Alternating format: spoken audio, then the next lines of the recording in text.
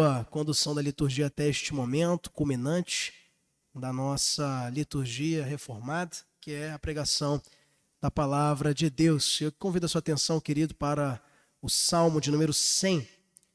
E assim que você encontrar, fique de pé em reverência à santa palavra de Deus. Salmo de número 100, verso número 5. Nós vamos ler os versos de 1 até o verso 5, para, aproveitando a oportunidade, acompanharmos a totalidade desse texto. Série de sermões sobre a bondade de Deus. Falamos na semana passada sobre outro salmo e falamos sobre a importância de provarmos e vermos que o Senhor é bom. Se você lembra, nós estivemos ali refletindo também sobre alguns importantes pontos sobre a bondade do Senhor e hoje, mais uma vez, vamos nos dedicar a falar sobre esse tema. Salmo de número 100, versos de 1 a 5. Acompanhe comigo na sua Bíblia, diz assim a palavra de Deus. Celebrai com júbilo ao Senhor todas as terras. Servi ao Senhor com alegria. Apresentai-vos diante dele com cântico. Sabei que o Senhor é Deus. Foi ele quem nos fez e dele somos. Somos o seu povo e rebanho do seu pastoreio. Entrai por suas portas com ações de graças e nos seus átrios com hinos de louvor. Rendei-lhe graças e bendizei-lhe o nome, porque o Senhor é bom, a sua misericórdia dura para sempre e de geração em geração a sua fidelidade. Leamos todos juntos o verso 5 em alta e boa voz. Porque o Senhor é bom, a sua misericórdia dura para sempre e de geração em geração a sua fidelidade. Oremos ao Senhor, curva a sua cabeça e feche seus olhos. Santo Deus, novamente estamos diante da tua palavra, ela que é rica e poderosa para nos falar a teu respeito e também ao nosso. Te pedimos que pela tua poderosa mão possamos ouvir atentamente o que tu tens para nós essa noite. Apesar dos meus pecados, ó Pai, eu te peço, em nome de Jesus, que seja excelente o proveito da semente lançada pelo teu próprio Espírito aos nossos corações, para que encontre terreno fértil e cresça e produza de maneira a frutificar no teu reino. Nos fala, Senhor, mais uma vez sobre a tua bondade. Te pedimos que possamos sair dessa noite, após este momento de reflexão, de meditação nas Escrituras, com o nosso coração ainda mais certo do quanto tu és bom, do quanto tu és misericordioso. Assim te rogamos no nome de Jesus. Amém e amém. Podeis sentar, queridos irmãos. Nós vamos aí nos recuperando de um quadro gripal. Por isso, nossa filha e também a minha esposa estão aí de molho lá em casa, sobretudo a Suelen, porque, como eu dizia para os irmãos que perguntaram, ela não pode tomar muitas medicações por conta da gravidez. Então a gripe ela tem que passar o seu ciclo todinho com a Suelen, acaba sendo para ela mais doloroso do que para mim e para a Melissa. Mas a Melissa esteve aí com um pouco de infecção e secreção no pulmãozinho, né? A criança sempre nos desafia em uma atenção maior, está nebulizando, medicamento receitado pela médica, então a gente está preservando-a, mas já com a medicação adequada, o Senhor nos fortaleceu, até para falarmos sobre esse tema tão importante nessa noite com os irmãos, a bondade do Senhor, mas uma bondade que dura para sempre. E mesmo nas circunstâncias aí, nessa voz anasalada que você vai nos desculpando, ela se revela forte e fortalecedora na vida daqueles que temem ao Senhor.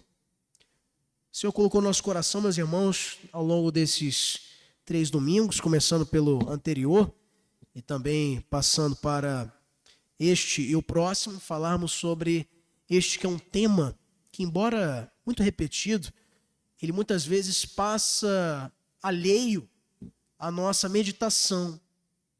Diariamente nós nos pegamos refletindo sobre diversos temas, mas quando olhamos atentamente para o mundo ao nosso redor, para a violência, alarmantes nas nossas cidades, quando olhamos para os quadros e os índices assustadores de criminalidade, de ameaças à nossa segurança, nós somos tentados a esquecer da bondade do Senhor.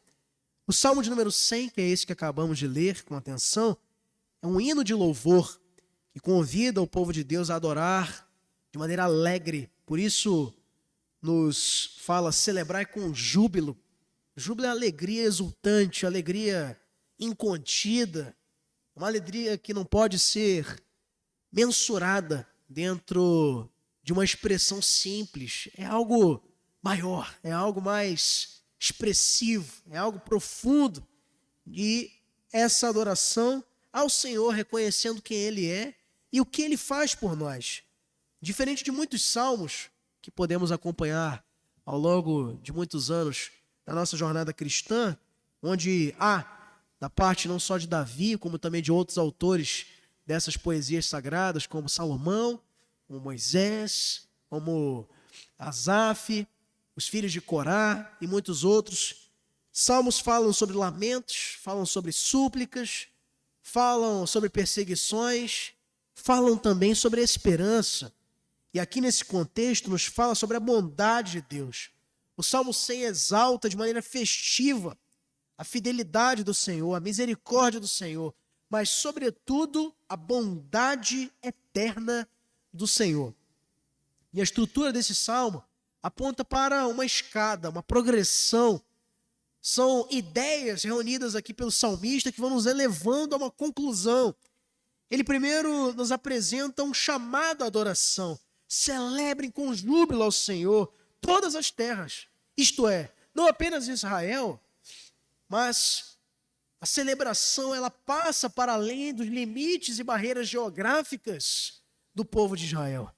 São todas as nações. Todos os moradores da terra são convidados e concitados pelo salmista a celebrarem a Deus. Depois, na estrutura do salmo, ele passa a reconhecer o Senhor como Criador e como seu pastor. Ele diz: saber que o Senhor é Deus, foi Ele quem nos fez, isto é, Ele é o Criador de tudo e de todas as coisas. E além disso, não apenas nos criou, como também nos exige por pertença. Nós somos dele e somos o seu povo, e o rebanho do seu pastoreio. E culmina nos versos 4 e 5, encerrando esse salmo, com a exaltação dos atributos de Deus, mas não atributos comuns, atributos eternos de quem Deus é. O verso 5 é o clímax, é o grande ponto focal do Salmo 100. É a teologia resumida do Salmo 100, para nos apresentar quem é este Deus. Ele é bom. O Senhor é misericordioso. E o Senhor é fiel. O Senhor é bom, sua misericórdia dura para sempre. E através das gerações, a sua fidelidade. No contexto da adoração pública do povo de Israel, esse salmo era entoado nas entradas do templo. Como diz aqui no verso de número 4, entrai por suas portas com ações de graças. Veja que o próprio salmo já se explica no tocante ao seu ambiente. A entrada do templo, o júbilo, a celebração, a consciência sobre quem Deus é, já caminhava junto aos passos de quem subia para Jerusalém a fim de oferecer sacrifícios a Jeová. Na adoração pública é um convite a lembrar aos leitores desse salmo que, apesar das lutas, a bondade de Deus ainda é um fundamento inabalável da fé. O salmista apresenta com isso 3 características essenciais de Deus que sustentam a adoração verdadeira: bondade, misericórdia eterna e fidelidade que permanece. Nós vivemos, entretanto, meus irmãos, num mundo que prega totalmente o contrário disso. O mundo dos pensamentos fluidos, da modernidade ou pós-modernidade líquida, onde a verdade tem desaparecido, fala-se hoje no tempo da pós-verdade. Não se busca mais as explicações, mas o questionamento. A minha verdade, na relativização dos conceitos na sociedade atual, ela só vale para mim, não vale para você. Isso contrasta e ataca valores essenciais das Escrituras e da fé que nós professamos. No absoluto Deus, cuja fidelidade é para sempre, cuja bondade é imutável, cuja misericórdia atravessa gerações. O filósofo Zygmunt Bauman definiu a nossa época como uma modernidade líquida, onde tudo, tanto os conceitos como também as relações, são passageiras, incertas e subjetivas. O que era bem definido, agora já se torna incerto, já se torna eivado de vícios, de incerteza e insegurança. Nesse mundo de relativismos, onde o bem, a bondade é definida pela conveniência, onde a verdade ela é desconstruída pelas emoções, a mensagem do Salmo 100 se ergue como uma rocha firme para dizer a você que de repente entrou aqui nessa noite pensando por que tantas coisas ruins têm acontecido no mundo ao teu redor. E ele diz a você e grita aos nossos ouvidos: o Senhor é bom. O Senhor é eternamente misericordioso. A sua verdade jamais mudará.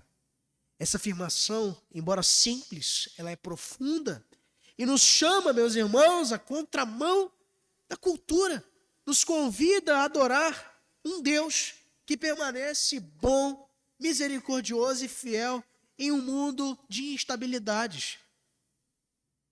E nos mostrando em que rocha podemos firmar os nossos pés.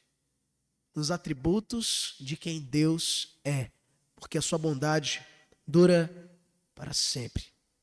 Em primeiro lugar, meus irmãos, nós vemos nesse texto uma bondade apresentada como sendo a própria natureza de Deus. No verso 5, onde nós vamos nos concentrar na nossa atenção, ele vai nos dizer assim, logo na parte A: porque o Senhor é bom. A palavra hebraica tobe descreve aqui algo que é moralmente excelente, agradável, completo. O salmista não está dizendo aqui que o Senhor pratica bondades, que o Senhor faz o bem. Ele não está dizendo isso aqui. Ele não está dizendo que o Senhor é apenas bondoso. Ele diz que o Senhor é bom. Ele é a fonte de toda bondade. Ele mesmo dirige o bem a partir de quem Ele é. A bondade de Deus aqui dita pelo salmista, meus irmãos, não é um ato ocasional, não é um sentimento, não é uma vontade que dá e passa a respeito de quem Deus é. É intrínseco a quem Ele é. O verbo é revela uma realidade que é permanente. Ele não está bom, Ele não foi bom, Ele é bom. Não é circunstancial, diz respeito ao seu caráter. Deus é bom em sua própria essência. Na sua criação, Ele é bom. Nos seus juízos, Ele é reto. Na sua providência, Ele é perfeito. Tudo que Deus faz é bom, mesmo quando nós não compreendemos sua vontade e os seus caminhos. A bondade de Deus não é algo que Ele faz ou tem a nos oferecer. A bondade de Deus é quem Ele é. Em tempos de sofrimento, em tempos de perseguições, muitos podem se questionar: se Deus é bom, por que o mal existe? É um problema que na teologia, nós aprendemos na teontologia, o ser de Deus, e a sua bondade ela é contrastada com a maldade do mundo, é fato, chama-se teodiceia. É o problema da existência do mal. E eu falava hoje com os nossos discipulandos da classe de candidatos a novos membros dessa igreja sobre esse tema. E falávamos, eles vão lembrar, sobre o dilema de Agostinho. de Hipona, quando reconhece não ser Deus o autor do mal, pois seria totalmente contraditória à natureza de quem ele é. Mas o mal existe, se todas as coisas foram criadas por ele, da onde surge o mal? É exatamente da ausência do bem. Deus criou o bem, e na falta dele surge o mal, como consequência da desobediência dos nossos primeiros pais. Deus não criou o pecado, Deus não criou o mal. São consequências do afastamento do homem por conta da sua rebeldia. Condição a que também nós estávamos cativos antes de Cristo nos resgatar, graças a Deus pela vitória que nos dá em Cristo Jesus. A Bíblia não constrói, meus irmãos, a sua teologia da bondade de Deus em base no que podemos mensurar ou descrever. Não parte de sentimentos humanos. A Bíblia nos fala da bondade de Deus a partir da revelação do caráter dele. Ele é bom, mesmo quando o mundo não é. A nossa pergunta invertida, na conclamação ateia que busca desafiar a existência de Deus com respeito à proliferação da fome, das guerras, da injustiça e da pobreza, não tem a ver com quem Deus é, tem a ver com quem nós somos. Ao olharmos para esse questionamento que muitas vezes pode também bater à sua porta, ora, se o mundo está em estado tão caótico, violento, pobre e injusto, por que Deus então fecha seus olhos para isso? Pelo contrário, deveríamos nos questionar como sendo tão maus, como sendo tão violentos, como sendo tão perversos, como sendo tão degenerados, o Senhor ainda permite que existamos. Isso não prova a inexistência de Deus, do contrário, prova a sua eterna misericórdia e o quanto Ele é rico em amor e graça. Ao longo de toda a Bíblia nós vamos encontrar convites a examinarmos a bondade de Deus, olhando para Ele e não para o mundo. No Salmo 136, verso 1, talvez o mais conhecido, ele vai repetir muitas vezes isto, em alguns versículos, dizendo: rendei graças ao Senhor, porque Ele é bom, porque a sua misericórdia dura para sempre. Vai falar ele sobre quando o Senhor libertou o povo do opróbrio dos egípcios, porque a sua misericórdia dura para sempre. Vai falar sobre reis pagãos que foram envergonhados ao longo da história, feitos de vergonha aos olhos do povo de Israel, pela mão do Senhor e não pela força dos exércitos do povo de Israel, porque a sua misericórdia dura para sempre. Ele vai repetindo. Da mesma forma, no Novo Testamento, Tiago nos escreve, no capítulo 1, verso 17, sua carta: toda boa dádiva e todo dom perfeito vem do alto, descendo do Pai das luzes, em quem não pode existir variação ou sombra de mudança.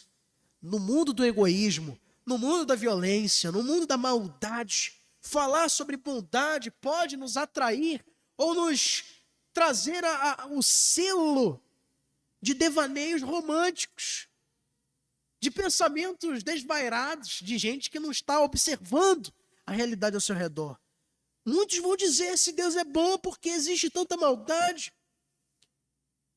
Mas como dito anteriormente, o problema não está na bondade de Deus, se deixou de ser efetiva na nossa realidade, porque não deixou. O grande dilema está na rebeldia humana que rejeita, até quando não pode, esta bondade do Senhor. E a bondade divina, ainda assim, permanece para nós como um farol, permanece para nós como uma direção em meio às trevas, do cinismo, do pessimismo e da violência em que estamos imersos na nossa sociedade. Crer na bondade de Deus, meus irmãos, é resistir a esse senso de pessimismo moderno que tenta relativizar o mal, dizendo que não é tão mal, e ao mesmo tempo banalizar o bem, sobretudo quando diz respeito a Deus e a quem Ele é. John Bunyan, o autor conclamado do Peregrino, ele escreve sua obra-prima, o livro que lhe traz toda essa fama, enquanto estava preso. por pregar o evangelho fora da igreja oficial da Inglaterra, no ano de 1660. Foi preso por 12 anos em condições insalubres, longe da sua família. E naquela cela, onde teve a oportunidade de redigir essa magnífica obra-prima da história cristã, ele declara: jamais conheci a doçura da bondade de Deus, como quando estava entre as paredes daquela prisão. O seu testemunho ecoa a verdade do Salmo 100, verso 5, porque a bondade de Deus não depende do lugar onde você está. A bondade de Deus depende do Deus que está contigo, porque Ele é bom. Ele é bom. R.C. Sproul vai nos dizer que Deus é bom não porque faz o bem, mas porque em sua essência Ele é o bem. Em segundo lugar, meus irmãos, esse texto nos diz que a misericórdia do Senhor é eterna. Diz o verso de número 5 que o Senhor é bom, mas fala ainda que a sua misericórdia dura para sempre. Ela é, portanto, eterna. A palavra hebraica usada aqui para misericórdia é hesed.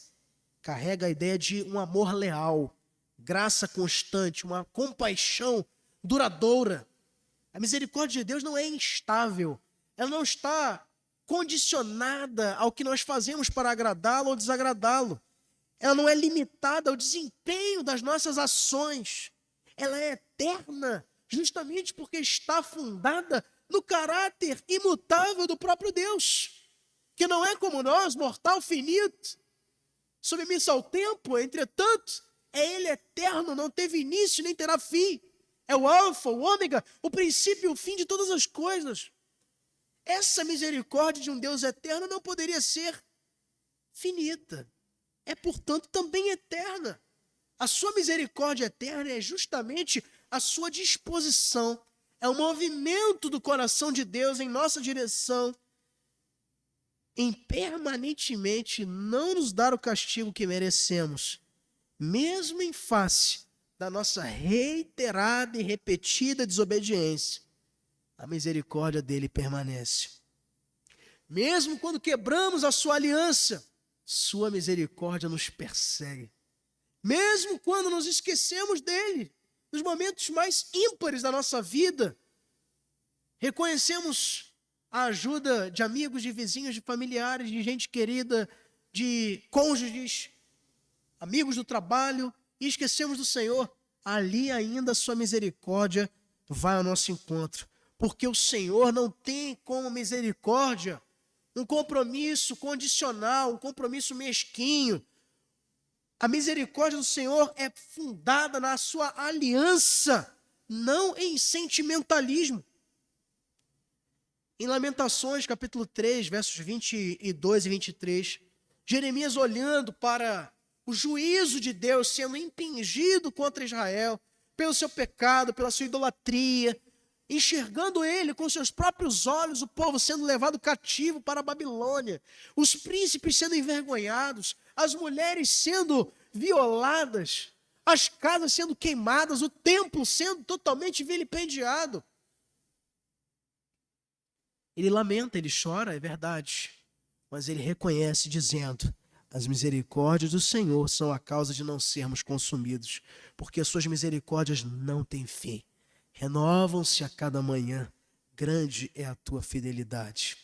No Salmo 103, verso 17, também o salmista nos convida a pensar: mas a misericórdia do Senhor é de eternidade a eternidade sobre os que o temem, e a sua justiça sobre os filhos dos filhos. Enquanto a cultura, queridos, ao nosso encontro, promove o cancelamento, promove condenações públicas sem espaço para o perdão, sem espaço para o arrependimento, o Evangelho nos oferece todos os dias renovada misericórdia do Senhor para nós. Em um mundo que valoriza a conquista, o mérito, a misericórdia nos lembra que não somos bons o suficiente, mas que todos podem ser alcançados por essa misericórdia dele, pois é eterna. A eternidade da misericórdia do nosso Deus confronta o imediatismo de quem impacientemente vive olhando para o Deus de hoje e não para o Deus que é o Senhor do tempo. A eternidade da misericórdia de Deus confronta, sacode a impaciência do coração humano. Corrie ten Boom, cristão holandesa que sobreviveu ao Holocausto e que esteve presa num campo de concentração nazista, escondendo judeus, ela escreveu após a guerra em seu livro: não há poço tão profundo que o amor de Deus não seja mais profundo ainda para nos encontrar. Corrie ten Boom perdeu a sua irmã Betsy no campo de Ravensbrück, campo de concentração, e ainda assim testemunhou por muitos anos que Deus a sustentou com misericórdia nova, cheirosa, sabe? Renovada a cada manhã. Inclusive quando ela precisou perdoar os seus algozes alemães. Sua vida nos testemunha isso, da prova de que a misericórdia do Senhor jamais acaba, mesmo nos capítulos mais sombrios da nossa história. Joel Bick vai nos dizer que se não fosse a misericórdia de Deus, a sua justiça já nos teria consumido da existência. E é fato. Não somos porque a sua misericórdia não tem fim, é eterno. Isso é uma consequência direta do primeiro ponto. Se ele é bom, ele não age bondosamente de vez em quando, ele é bom. E se ele é bom, como consequência disso, sua misericórdia não tem fim. Ela alcança o nosso passado mais sombrio e estará lá também no futuro mais longínquo, aonde ele permita que você chegue. Pode ser uma caminhada como cantamos no culto de hoje, de tropeços, de ciladas, de vacilos, de erros, arrependimentos, de traumas. E até lá, sua misericórdia estará disposta para descortinar nossa culpa, para atravessar as barreiras que o pecado impõe no nosso relacionamento com o Senhor, nos mostrando quem Ele é, pois é bom. E porque é bom, sua misericórdia é eterna, não tem fim. Eu vejo muitas vezes cristãos padecendo na sua caminhada com Cristo por não compreenderem quão magnífico é crer nisto, saber que a misericórdia do Senhor não tem fim. Quantas vezes nós somos enclausurados dentro da nossa própria culpa? Quantas vezes, meus irmãos, estamos algemados, caminhando com o medo dentro do nosso coração, pensando que o Senhor está para nos punir, que o Senhor está para aplicar em nós a sua inteira justiça, que Ele está para nos fazer morrer pelos nossos pecados. E de fato, o seu interesse é este, que já foi satisfeito em Cristo na cruz do Calvário. O fato de que Cristo morreu por nós quando ainda éramos pecadores é justamente o que precisa hoje trazer segurança para o teu coração.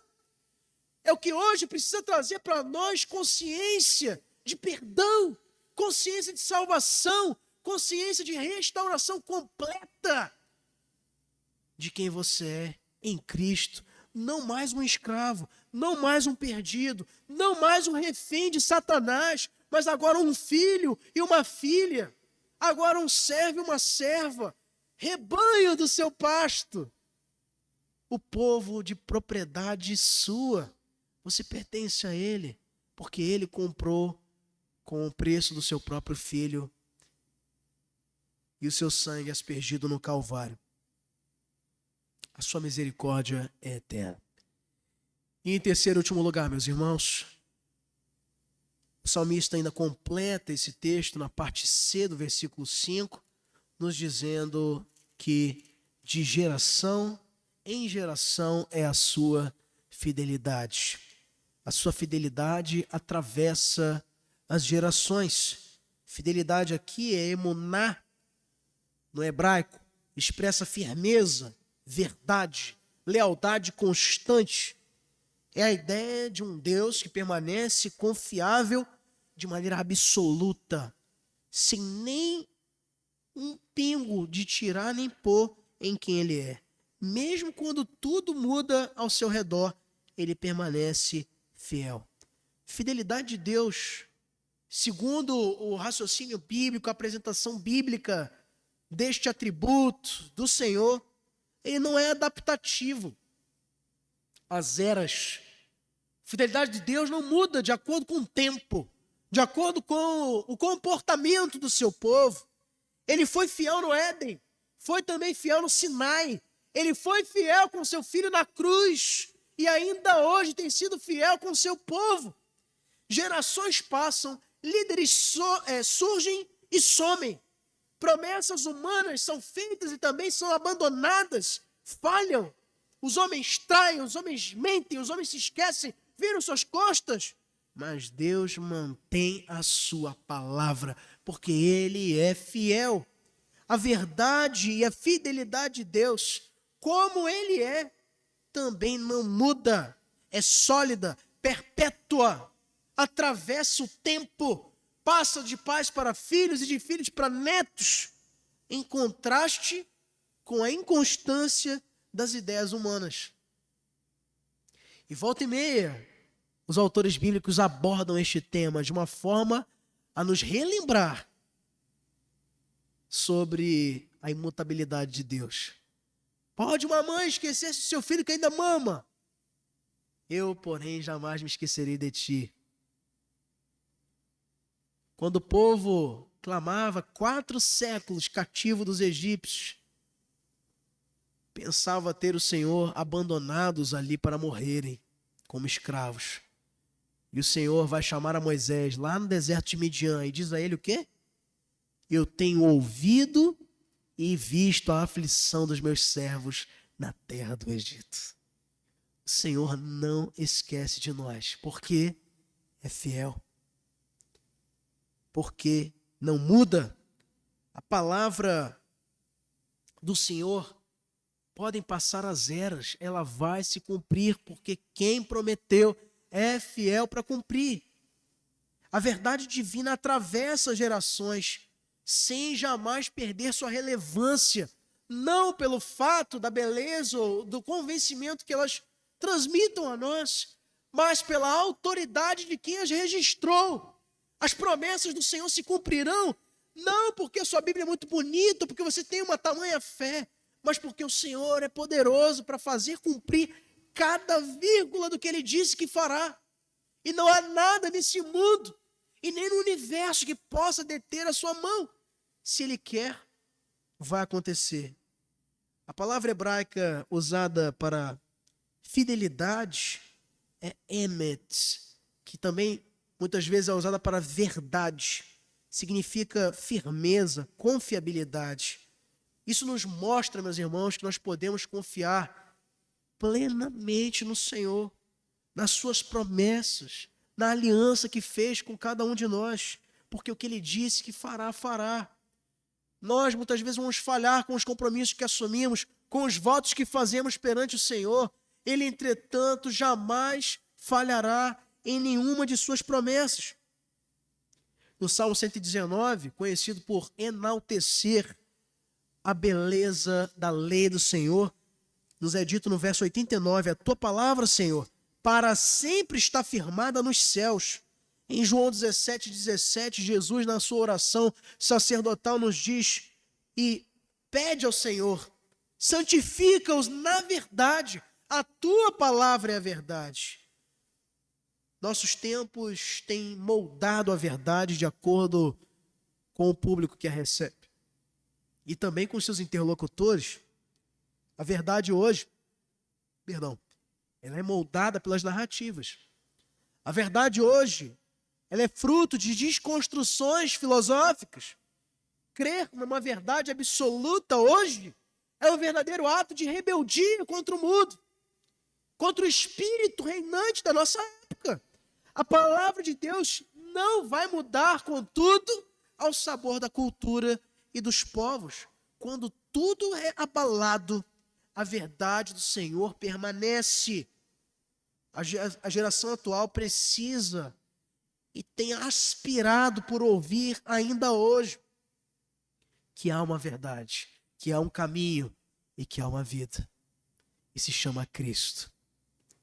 A verdade única, sólida e eterna, o nosso Senhor. William Tyndale, tradutor da Bíblia no século XVI, no tempo da Reforma, sendo ele ameaçado de diversas formas pelo fato de, contrariando a igreja da época, traduzir a Bíblia para o idioma do povo para que tivessem acesso às Escrituras.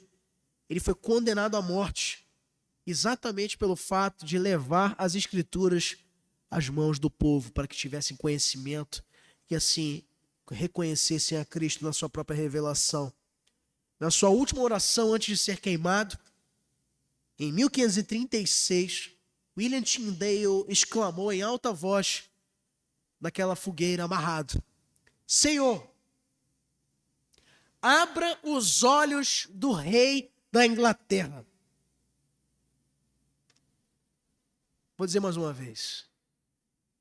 Presta a ser queimado. William Tyndale, tradutor da Bíblia para o idioma inglês. 1536, ele vai exclamar em alta voz: Senhor, abra os olhos do rei da Inglaterra. Poucos anos depois, Henrique VIII autorizou, por decreto, a leitura da Bíblia para todo o povo. E assim o Evangelho conquistou os corações dos eleitos nas terras britânicas. A fidelidade de William Tyndale foi prova de que a verdade de Deus resiste à perseguição e pode transformar uma geração inteira. Porque a sua fidelidade não está restrita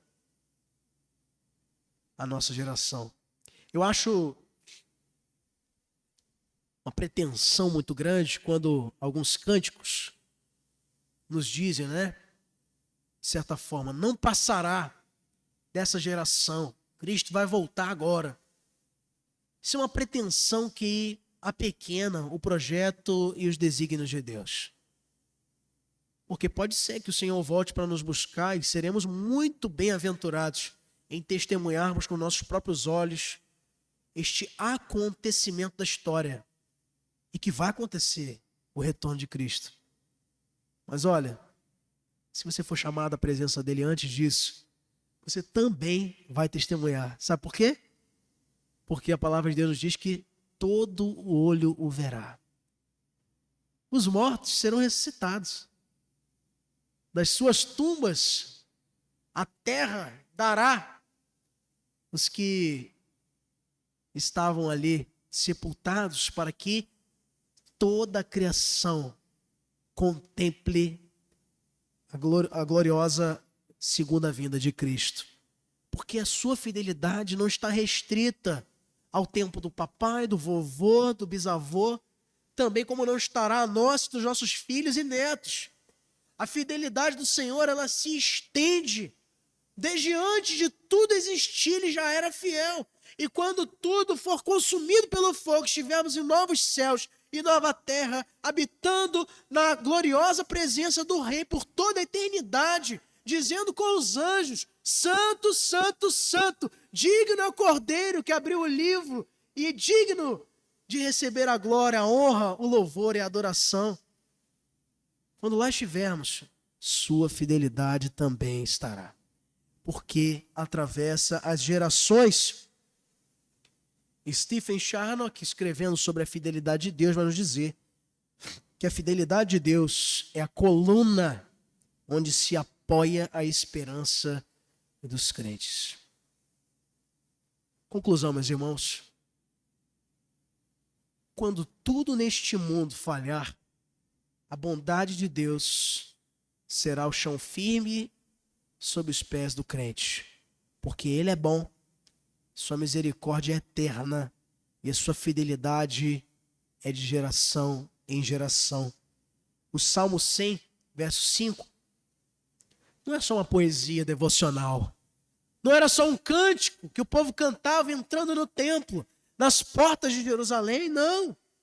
O Salmo 100, verso 5, é uma afirmação firme, confiante e de fé em meio a um mundo volátil. Deus é bom. Grita o Salmo aos nossos ouvidos, mesmo quando o mundo não é. Sua misericórdia é eterna, mesmo quando os homens endurecem seus corações.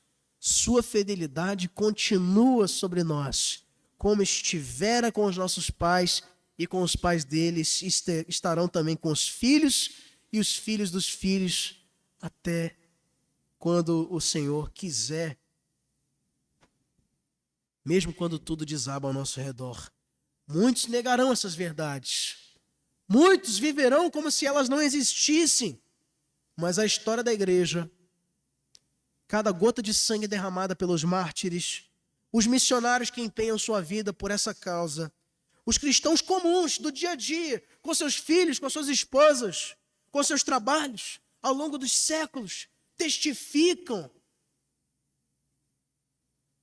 de uma forma uníssona: o Senhor é bom e a sua misericórdia dura para sempre.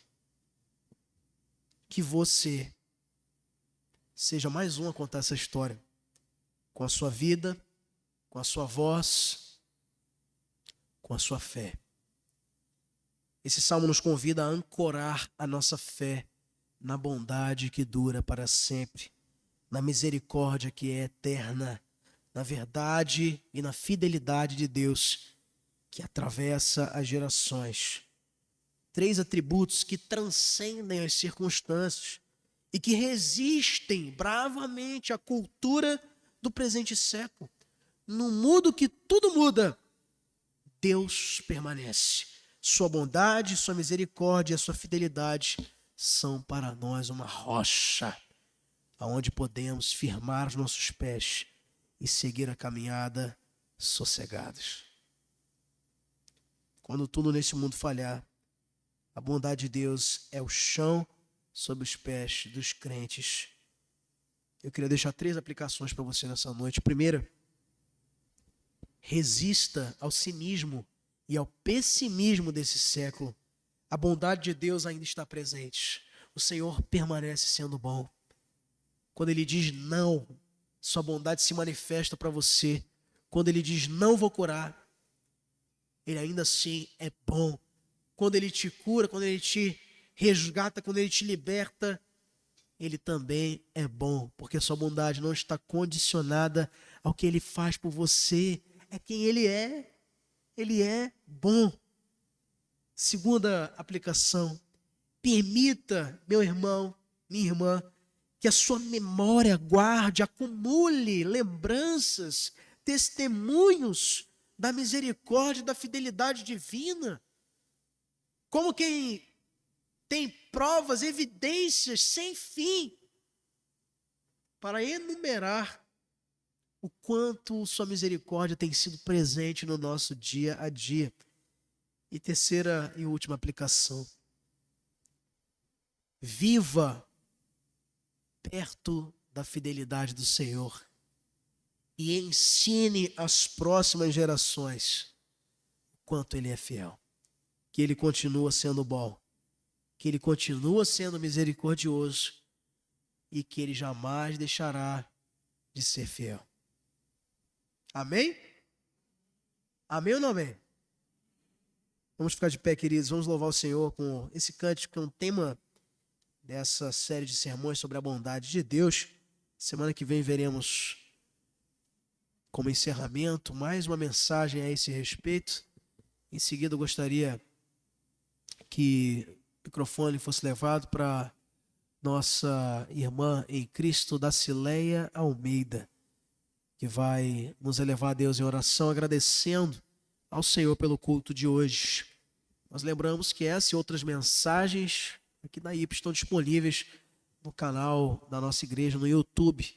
Se você ainda não se inscreveu ou tem partilhado dos materiais que lá são postados, nós convidamos a fazer isso, assim você ajuda a expandirmos ainda mais o raio de alcance das mensagens que não são nossas, são do Senhor.